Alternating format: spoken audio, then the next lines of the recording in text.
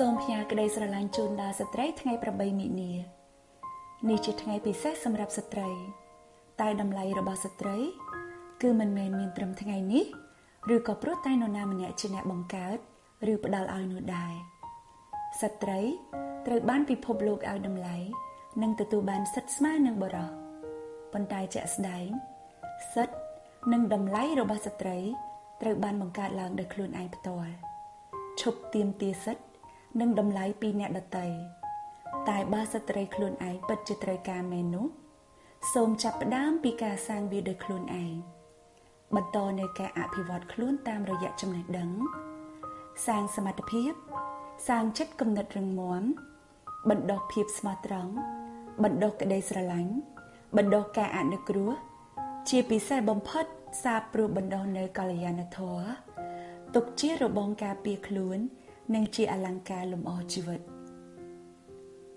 អ្នកអាចនឹងបាក់ទឹកចិត្តបំផុតនៅពេលដែលយល់ថាខ្លួនឯងគឺគ្មានសេះសល់តម្លៃក្នុងចិត្តនរណាម្នាក់អ្នកអាចនឹងអស់សង្ឃឹមព្រោះរកមិនឃើញគោលដៅក្តីស្រមៃនិងអត្ថន័យសម្រាប់ជីវិតអ្នកអាចនឹងយល់ថាខ្លួនឯងកំពុងតែជាប់គាំងក្នុងរនាំងឧបសគ្គដ៏ធំមួយដែលមិនអាចរើខ្លួនរួចមូលហេតុ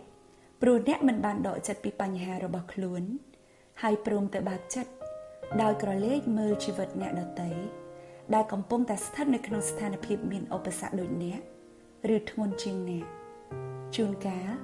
ក៏ភ្លេចគិតពីអតីតកាលនិងពេលវេលាជាច្រើនដែលអ្នកបានឆ្លងកាត់ហើយក៏ភ្លេចថាអ្នកក៏ក្លាហាន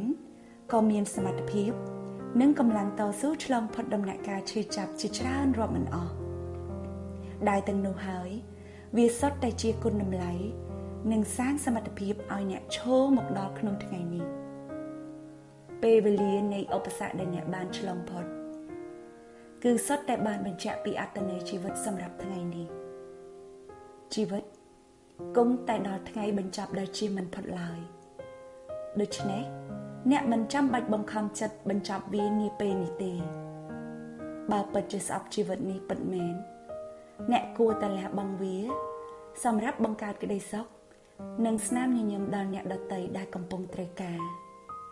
បើអ្នកពិតជាមិនត្រូវការវាមែននោះអ្នកគួរតែពលីវាដើម្បីស្នាមញញឹមនិងក្តីសង្ឃឹមរស់ដែលអ្នកដទៃទៀតចង់បានបើបោះបង់ជីវិតព្រោះតែអ្នកបាត់បង់ក្តីស្រឡាញ់និងភាពកក់ក្ដៅពីនរណាម្នាក់សូមអ្នកទុកជីវិតដែលគិតថាគ្មានតម្លៃមួយនេះលះបង់ចំពោះអ្នកដែលកំពុងត្រូវការភាពកក់ក្ដៅនិងក្តីស្រឡាញ់របស់អ្នកដល់គេចុះនោះវានឹងជាការលះបង់យ៉ាងស័ក្តិសមបំផុតមុននឹងសម្រេចចិត្តបញ្ចប់ជីវិតដោយមិនបានធ្វើអ្វីសោះសាកយកដៃដាក់លើដើមទ្រូងហើយក៏សាកស្ដាប់ចង្វាក់បេះដូងខ្លួនឯង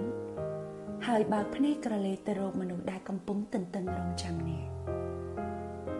ដោយក្តីគោរពស្រឡាញ់ពីក្រុមប្រឹក្សាវិបត្តិស្ត្រីដោយធ